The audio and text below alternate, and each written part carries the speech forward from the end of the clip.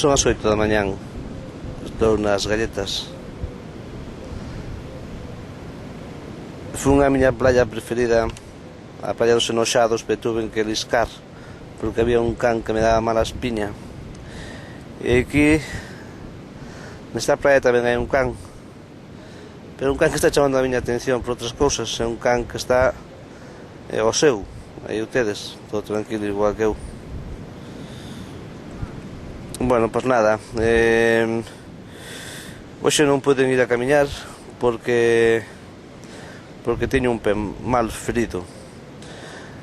Levo uns 10 días pegándome unhas palizas tremendas polas mañás camiñando aquí polo sur da illa. Tuve que parar, tuve que decir basta, un descansiño, porque o meu pé dixo hasta aquí chegou.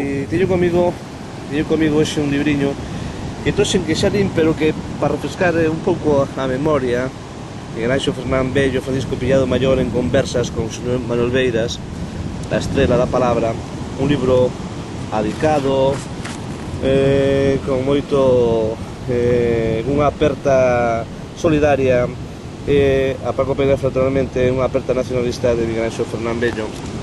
Estaba a pensar que este libro ben merecía unha nova edición ou unha nova transcripción da situación económica e política desta terra querida de Galiza en este momento.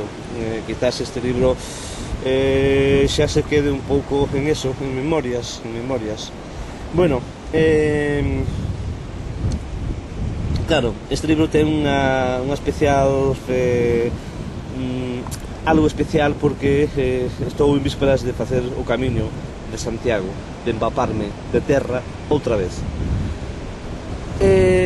Pouco máis, só decir que isto non é un videoblog, que volverei a postear, pero que en este momento pido un pouco, disculpas, ou se hai que pedilas, por estar ausente dos blogs, pero porque necesito un cambio nas miñas actividade.